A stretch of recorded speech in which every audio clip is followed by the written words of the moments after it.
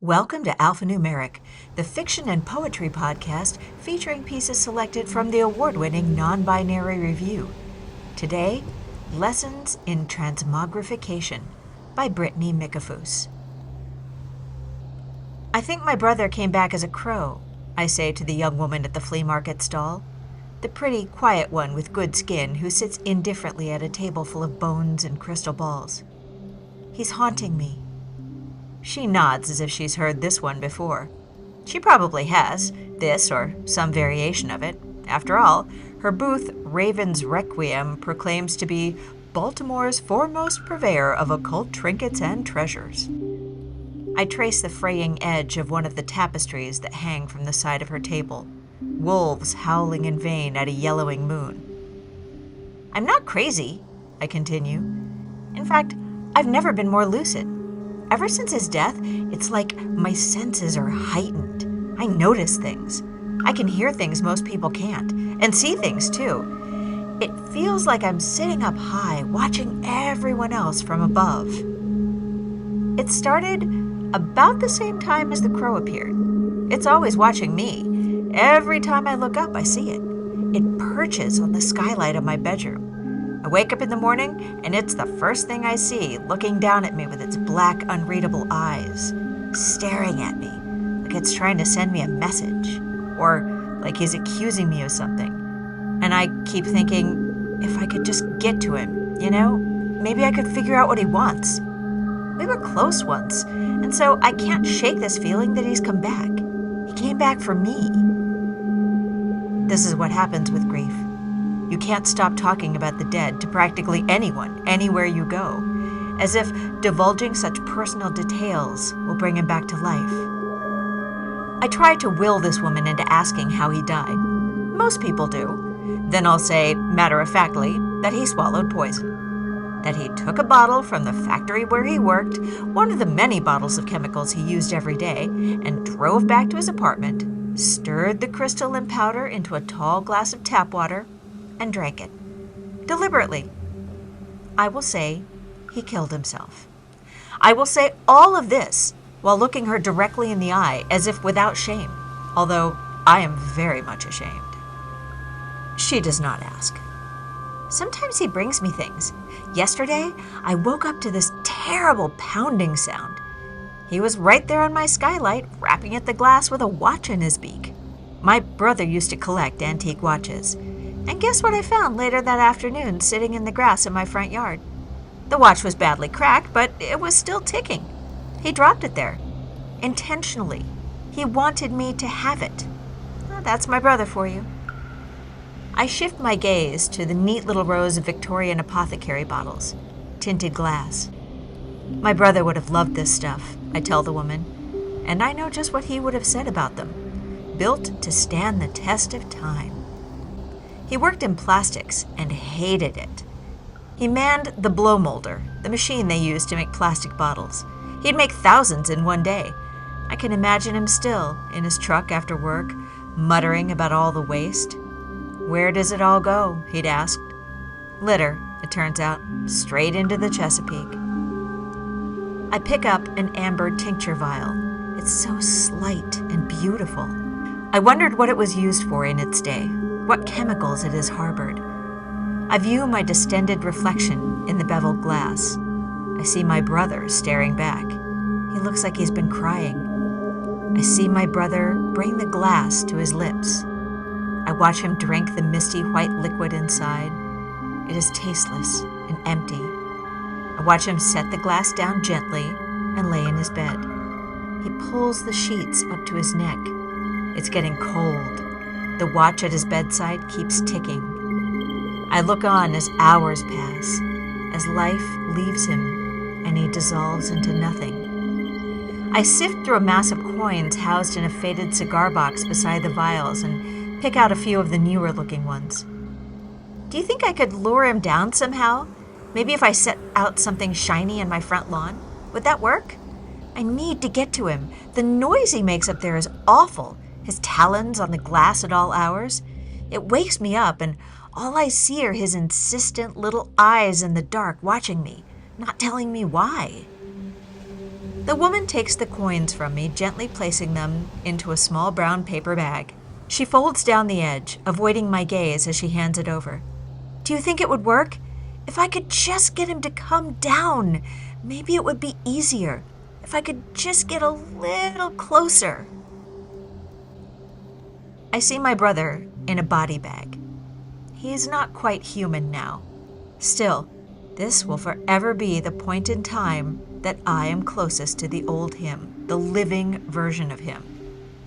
The medical examiner had wheeled the body out on a gurney, hoisted it into the back of a white unmarked SUV. A final slam of the doors, and then all I could see was my own reflection in the tinted windows as they drove him away. As the next of kin, the police gave me the key to his apartment. It was the first time I had set foot in it, even though we lived in the same town. When I stepped inside, I saw the sign written in his methodical hand. Caution, body upstairs. Do not resuscitate. He had written this on a whiteboard and propped it up on a chair at the base of the stairs. When I went up to the loft, I beheld the full extent of his plans. The typed-up note by the bedside table, a spilling box of antiemetics, so he would not expel the poison he had ingested, the still ticking watch, a tidy stack of unpaid utility bills. He did not leave hastily. He had planned his departure. For how many years? How many times did he look me in the eye and laugh and smile, full well knowing what he was going to do? How long had I been deceived? These were the thoughts that plagued me that afternoon as I crawled into his bed. The sheets were rumpled but cold now. Laying my face on his pillow, I noticed a tinge of blood commingled with a smattering of downy black feathers. They were so fine, so foreign, that the police must have missed them. That's when I first suspected my brother was not who he seemed. He'd become something else. I pick up a stick of incense from one of the tables, dozens of glassy eyes watching me. A placard advertises, "Tarot readings, $5. The young woman catches me looking. Do you want to know your future? I shake my head. I'm not crazy. I know what the future has in store for me. Not much. Or your past? Something about the way she says past stops me cold. The hard slap of the tea as it catches in her teeth. I can see you have unanswered questions. As she takes my money, the light hits her face, and I am struck by her youthful complexion, the smooth features of her skin. When I see young people now, I'm always judging them against my brother, who was still young when he died, and who will now be forever young, immortalized at 35, having decisively ended his own timeline. Meanwhile, I'm left here to go on, grow older, watch the world crumble around me. The woman pushes some bones aside and lays down 3 cards on the table, all swords. Now it's her turn to look to me for an answer, to explain the sudden onslaught of violence. I refuse to. The last time I saw my brother in his embodied human form, he had been dead for 4 days. In a small side room off the main hall of the funeral parlor, they had laid him out. The mortician greeted me. She said, "I don't know what they told you about the manner of his death. I did the best I could with the makeup." I hated the way she said that, as if I'd be oblivious to the manner of my own brother's death. I am a smart woman. I'm not blind to the pain of others. We were close once. I gritted my teeth and said nothing. They had set him out on a raised table with a blanket tucked tidily up to his waist, hands folded neatly across his chest. I noticed his fingernails were blotched black and blue. His eyes were glued closed, but he did not look at peace. The skin had a stretched-out appearance, like a thin veil had been draped over his bones. When I touched his arm, it was cold and rigid. He had been stuffed with something. It did not feel human. On his forearms, the tiny black slivers poked out through his skin. I touched them. Inky little feathers. The white powder of the mortuary makeup came off on my fingers. Of course, thinking back, I see now. He'd been turning into what he would become for many years before he died. His demeanor changed first. He would blame it on work, the constant ringing in his ears from the factory machines, or on the new medications the doctor prescribed. I had no reason to doubt him back then. Still, when he withdrew, I did not bother to follow. Even though I knew that life was breaking his heart, I thought it was a temporary despair. I presumed he would learn to bear it as I had. So I brushed it off when he would say, as he often did toward the end, "If we had only lived in a different time." He viewed our present world as a bomb waiting to detonate. The poles heating up, mutating fish in factory-polluted rivers, microplastics invading our very bodies. As a boy, he would pretend to build time machines. He wanted to live 100 years ago. The past was safer because you knew what would happen next. Not for me. The past is a dangerous assembly line of regret, one after another. Here a betrayal, there a stab in the back, each a colossal failure to see what was coming. Now, all I see are dozens of alternate timelines. If I had answered that call, if I had arrived earlier, if I had said something before it was too late, said that I understood, if I had begged him to stay. But instead, I am stuck here, in this God-forsaken timeline where my brother is dead, and I am alone, and the world is still the same ticking time bomb, where I am forever haunted by his eyes, inscrutable in the dark. The woman puts the cards away. A heavy gust of wind pulls at the wall of tapestries. Whatever she had foretold, I'd missed it. "What's the secret?" I asked her.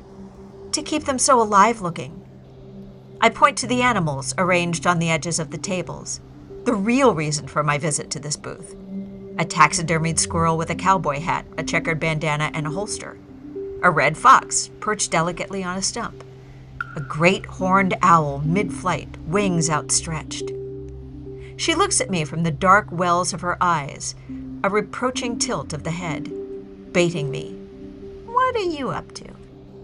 But I will say nothing more. I will not reveal what I've planned. I understand now what my brother was trying to tell me. I must be careful. Life is a fragile, flying thing. When I see that crow again, I will trap him. And once I have him, I will hold on to him. Hold him still enough to cut a thin, long line down the length of his breast. Then I will peel back the skin and scrape out the organs, the eyes, the leftover meat. Inject the talons with a chemical solution, 50% glycerin and 50% formaldehyde. Once he is dried out, I will stuff his insides with cotton balls and wire, sew him back up. With a mortician's care, I'll fold his wings neatly in repose. I will kill him to keep him with me. He will not get away again. This has been Lessons in Transmogrification by Brittany Mikafus, read for you by Lee Quintana. Our music was Ghost Flowers by John Britton, provided by Pixabay.com. Alphanumeric is a production of Zoetic Press and is mixed and mastered by our fabulous production team, Joya Taft-Dick and Madison Ellingsworth. You know you love NonBinary Review, and we're working hard on our next issue. In the meantime, check out our year-end anthology, Heathen-Tide Orphans, available from Amazon. If you love us as much as we love you, please support us by giving us a rating and leaving us a swell review on whatever podcast app you favor. We'd appreciate it more than crows appreciate shiny things. You should also subscribe so you don't miss a single episode. NonBinary Review, because humans are hardwired to tell stories.